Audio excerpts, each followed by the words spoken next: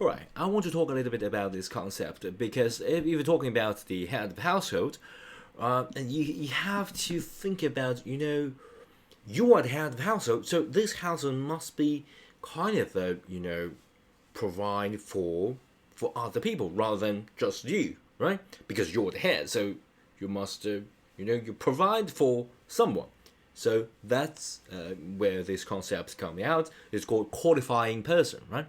So basically, in order to qualify for the HOH, right, must retain a household and first constitute the principal place of abode. So basically, it's just abode is just a place you live, right, in plain English, and of course there is time limits for more than half of the taxable year, and need to provide for at least one of the qualified individual.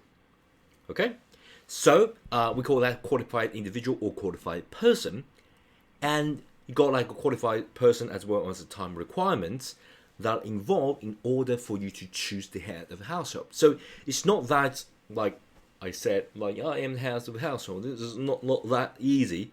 For tax law, we define that for a very, very strict condition. Okay, so let's look at this. So household must be principal place of abode. Let me just get my brush here. Okay, so household must be principal place. Principal means the major place of abode. Is a place where you live for more than half of taxable year. Okay, so for more than half of the taxable year, that means literally means that it is a taxable year, right? You divide that as half into more than half. Okay, so if you think about it, that's very, very interesting, because if you want to be the head of household, you must provide a place, provide a home, right? Provide a household that someone live. Okay, that someone should be a qualifying person, right? So basically, that place will be the major place, the principal place, the main place where someone live. Main place to live is you can't provide a place that they come to visit and then a few days sleep over and they return to their major place, right? This household must be the major place, but must be the principal place where they live, and they have to live here for more than half of the taxable year. More than, remember, not less than, all that. And as I said previously, abode is just lives, right? Yeah, as simple as that. So let me just quickly test you. For example, 4 or 5 nights, like a week, especially divorced and separated, right? The kids come to the house for 4 or 5 nights a week, and then they returned, right?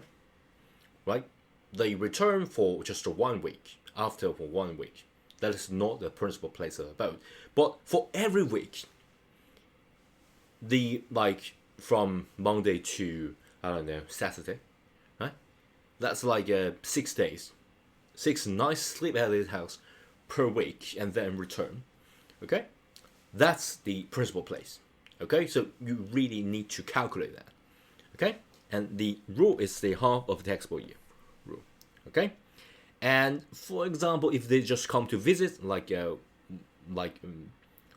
per month, come to visit, just sleep for a few nights, that's not principal place of abode. Okay, yeah, that's the first. And the second, of course, is the half of the taxable year. Normally, the taxable year will be 365. That's taxable year. But if there's there's a cash here, so if there is a leap year, that should be 366. Okay, for leap years. So for more than half, that will be more than 183 or more in a normal year. Okay, so you have to really look at and check at the number. Yeah, especially if it's life is complicated. It's not like a pre-agreed thing that for every week you come for a few days and you stick to that plan. Life is complicated, so you have to really think about this.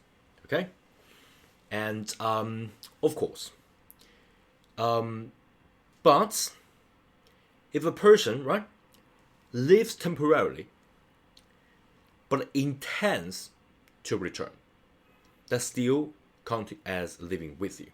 Okay, so for example, for dependent, right, or qualifying person, for example, they go to college, they go to school, right, they do temporarily leave you, but leave the home but intend to return. Okay, for example, if they like go to the hospital, okay, they have some illness, they go to the hospital, but they still tend to return.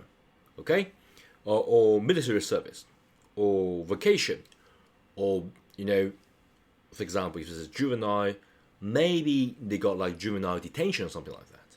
So yeah, as long as like they tend to return, it still counts as living with you. Okay, so basically it's like, as the name suggests, it's like a temporary absence. Okay, that's still consider living with you.